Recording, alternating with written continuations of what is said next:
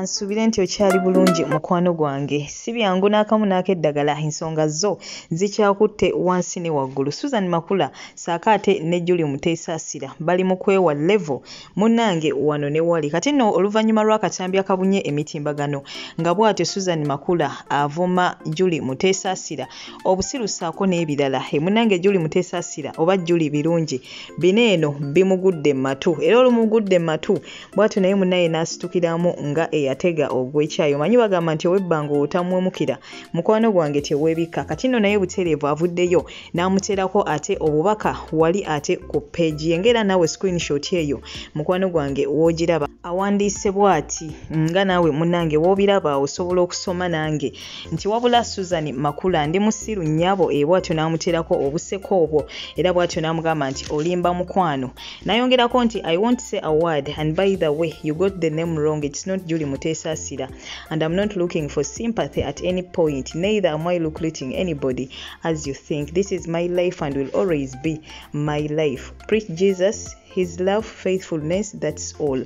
Kwegamba yamugambye nti munnange tagenda kwongerako ku ebyo waba Susan Makula asazeewo kubeera nga ate amuyita omusiru ye tagenda kubaako ate munnange kyayongerako era bw'atyo n'amugamba nti erinnya aliwandiise mu bukyamu oba yalifuna mu bukyamu si ye Julie Mutesasira embu ye Julie birungi. Kinajjukirwa nti omukyalo ono ekimuyisa Julie Mutesasira yali mukyala wa Pastor Mutesasira ne baawukana era mulinamu n'abaana babiri balambirira.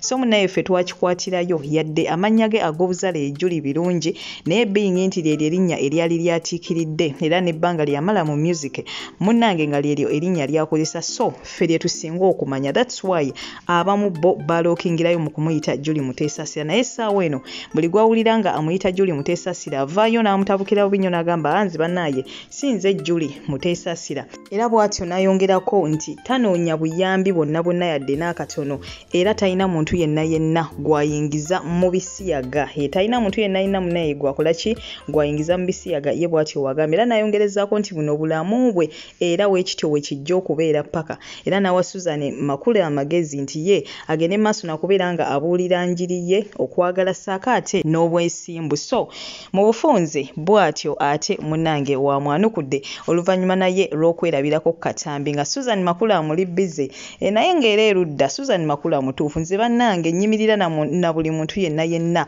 avuddeyo okubeera nga ate ayogera ku nsonga eno ey'ebisiyaga kwegamba nga agirwanisa obaani nze nange nze omu ku bo butereevu abalwanisa sikikiririzamu yadde n'akamu n'akeddagala era nze buli muntu yenna gwempulira nga avuddeyo ng'alwanyisa ensonga eno nange ndi wamu naye so nga byonna ebigenda mu maaso tubitadde wabbali ekituufu kiri nti Susan Makula yabadde mutuufu yasayinza okuba yakozesezzaamu ku lulimi olubi okumuyita omusiru naye era butereevu nze era nsuubira abantu we batyo onoonya n'erinnya ery'okubayita mu butuufu ne likubula. So ekintu kino eno tukirwanyise mu ngeri yonna tulabe nga munnaye tukimalawo mu ggwanga lyattu Uganda. Otherwise ng'omukulu wo weesuulirayo ogwa naggamba ozadde abaana bo bagenda bayigiriza empisa zino mu masomero gy'obateeka ng'onaawulira otya nga muwala wo akuleetedde mukazi munne nti ye bbaawe obanga mutabani wo akuleetedde musajja munne nti ye mukyala we. Olwekyo baganda bange tusitukiremu tulabe ng'ensonga eno mu butuufu tugirwanyisa. Kino eno kyo kirina okugguka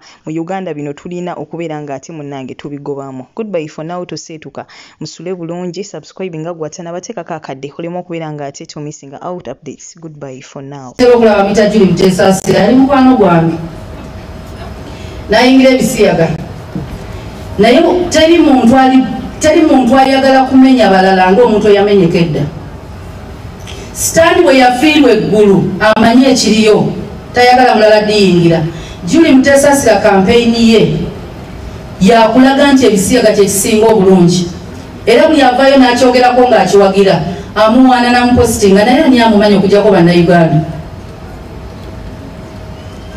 Nali omu ku baali baagala ennyimba ze naye si muntu era n'olimba bwe nduwulira nkyasumulwa Katonda yakozesa endogoyi okwogera era sobola okukeera ku makyanga oluyimba olukusumuludde aluyimbye si mulokole. Tekitegeeza nti muntu mulungi endogoyi bwe yayogera tekyagifuula muntu. Teri asazaamu degree nti professor yagudde eddalu katugisazaamu kati beebo naye abaana tulina okubabulira nti ba role models. Tokitegedde kyeŋŋambye. Juli Mutesasira oba n'abalala abaligwa ne bava mu bulokozi ne batandika okuwaana ebisiyaga. Temukyawanga nnyimba zaabwe kubanga ennyimba ze baayimba bali inspired by the Holy Spirit. Kati bye bakola bali inspired by the evil spirits.